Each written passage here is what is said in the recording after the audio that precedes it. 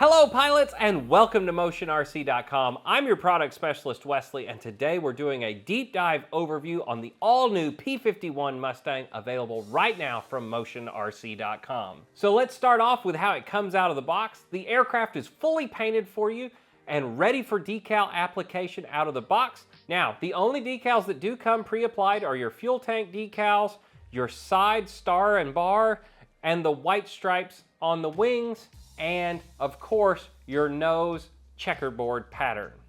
Now in the box, this aircraft does come with 4 different liveries, but what you're seeing here on the table is Free and Easy, which is the flagship version of the aircraft and what we think most customers are going to choose, but it is cool that we give you the 4 options to pick from.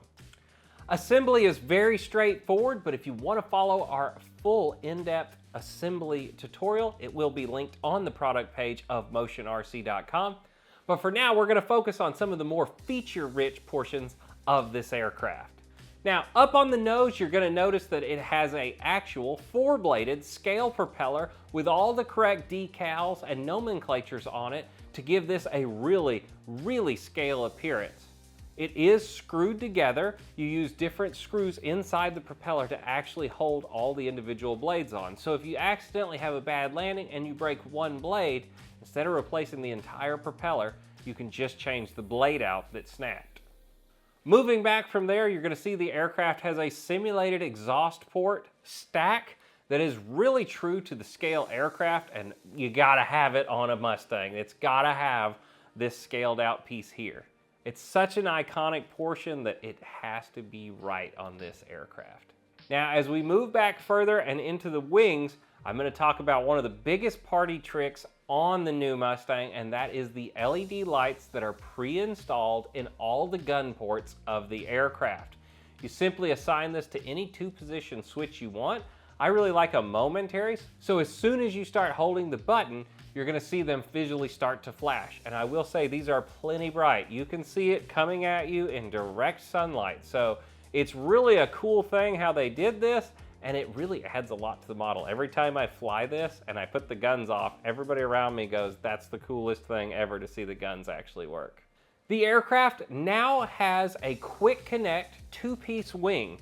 It's going to slide into 2 carbon rods and use 2 buttons from the bottom to actually clip and affix the wings onto the aircraft.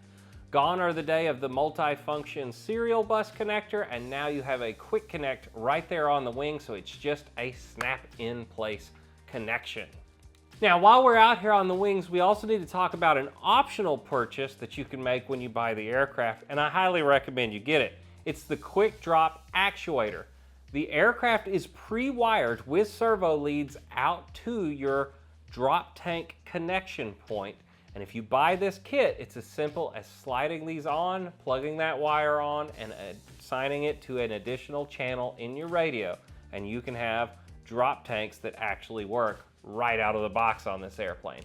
It will come with foam pylons for you to attach your drop tanks if you choose not to use the actuators. But let's be honest, if you're getting this airplane, you really should get a set of actuators too. Coming back from there, you're going to notice that all of the hinges on this aircraft are recessed inside and pocketed to give a better scale appearance. So you don't really see any kind of hinges. They're not foam on this aircraft. They are actually embedded into the wing. So not going to have to worry about these things wearing out over time. And once again, it just gives it such a scale appearance to have those tucked in there like that. So I love seeing that on all these new models. Now, next we're going to come up to the canopy, and what you're going to notice is it had a brand new mold for our pilot figure in the aircraft, and it does not match any other of the pilot figures from any other aircraft. So really cool that they added this detail. It really scaled up the cockpit area of this aircraft. And you can see that the inside of this is ready to be customized. Now the cool thing is if you flip this over, it's going to have a piece of tape on it from the factory. If you pull that tape off, you can actually remove the entire cockpit out from the inside, and you can customize your cockpit. Or if you choose that you want to fly FPV in this aircraft, it's a great way to pull that out, put a flat panel up in there, and now you can build your full FPV system inside of the Mustang. And on the end of the ESC wire, there is a JST connector for you to get power for your FPV system. Now, if we take the canopy off, what you're going to see is there is ample room inside of the new Mustang for you to put your electronics. You can buy this with or without the gyro right from the factory. If you get the gyro version like I have here, you're going to have the little EG01 gyro set off to one side, and then I like to put my receiver right beside it. You will need at least 8 channels to run this aircraft full feature without using reverse thrust. Now, I will tell you, it does come with reverse thrust on the ESC, but on this aircraft, we're recommending customers do not use it. It can make the prop loosen off, and you really don't want to use reverse thrust on a Mustang because it's probably going to cause it to flip over and break your prop. So I would just go on ahead and steer clear of reverse thrust on this aircraft. Now, while we're also looking around inside of the battery compartment, you're going to see that it does have a quick release for the battery tray where you can slide the tray all the way out of the aircraft, put your battery on the tray, and then slide it back all the way up into the nose. It needs to go so far up in the front to make CG on this aircraft, it's the easiest way to get it done. But for anybody that had an older version of a Mustang, you'll know you had to always shove the battery up there and get your hand in, and it was no fun. So on this design, you put it on in the tray, you slide it in until it clicks, and you're ready to go fly. The next feature I want to talk about are the landing gear in this aircraft. Now, they are special. We may not have hit this enough during the initial release of this aircraft, but you do have a functioning tail wheel that is retractable with gear doors.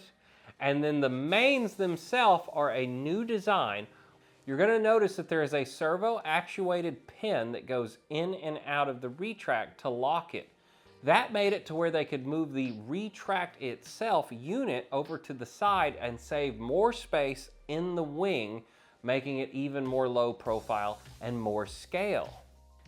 You also have sequencing center doors and a landing line that's going to pop down with the wheels when you're coming into land out of the wheel well. Pretty nifty design on this, to say the least. Speaking of lighting, it also has the navigation lights on both wingtips, which add a lot of scale detail to this model. Now let's go back to the actual fit and finish and paint job of this model. I will say Freewing is getting to where these paint jobs are absolutely stunning right out of the box. It's getting really hard to tell these are foam aircraft at this point with how fine the finish is actually becoming. You can also see they're molding in all the correct details, panel lines. You even have out here on the wings where the guns would be in the wing. They take this panel off, and that's how they would reload these aircraft. So that's all been modeled into it. The details on the decals all look amazing. I will say Freewing decals are some of my favorite decals to work with, not just because I work here, guys. I am a modeler. I never want you guys to forget that. As long as I work here, I am a modeler at the end of the day, and I love seeing the improvements coming to these models, and one of them is these decals in all the new aircraft are fantastic. I used a little bit of micro set, put that underneath them, and then just transferred the decal to the aircraft using water. It's that simple. Then wipe it off, let them dry, and these things are clear as can be, and they fit beautifully and don't fight you. I really liked these decals on this aircraft. So at this point, it's time for us to talk about some of my actual setup tips for you if you're getting one of these P-51s also. Now, I like a little more rates than most people, but you are always going to be able to change this if you want. But for my personal taste, I run right at about 25 millimeters of travel on my aileron channel with 20% expo. I do not fly with a second rate on my ailerons, but if a customer chose to, I would highly recommend you put about a 90% and then an 80% cut and run your 20% expo on both.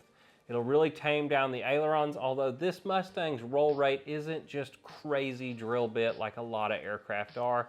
It's a nice, big, comfortable Warbird to fly. So I like the 100% rates on this one personally for my aileron channel. For my flaps, my takeoff flap setting is 20 millimeters. For my full landing flaps, I actually run 40 millimeters of deflection with no flap to elevator mix. I haven't felt the need to use one on this aircraft. For my elevator high rate, I have 15 millimeters of deflection with 20% expo. For my mid rates, I have between 13 and 12 millimeters of deflection with 20% expo. And for my low rate, I have 10 millimeters of deflection with 20% expo. I will say on that lower setting, it's pretty soft. I really like flying this once again at 100% throw all the way around. If you're used to flying a lot of high performance jets, you probably will also. Just be careful on your elevator when you're landing. If you get it a little too much sensitivity and you have your CG aft a little bit, it is going to be a little pitch sensitive, and that's when you're going to want that cut. Now, if you're flying with the battery forward, trying to penetrate wind and nose heavy, you're not going to have that problem. You can run it at 100% rate. But I know a lot of guys like to fly their aircraft a lot more tail heavy than we used to. For my rudder rates, I just run 100% throw with 25% expo. The expo is just to soften it up when I'm driving, but in the air, I just want all my rudder that I can have, especially on a tail dragger aircraft like this. Whenever you're trying to drive this around in heavy winds, you're gonna need your full deflection of your rudder. Well, pilots, I'm Wes from right here at motionrc.com. I'm very excited to have been able to show you around this new airplane. If you haven't checked them out, they are in stock and shipping to customers as of today. And until next time, whether it's air, land, or sea, you can get it right here at Motion RC. I'll see you in the next video, guys. Bye.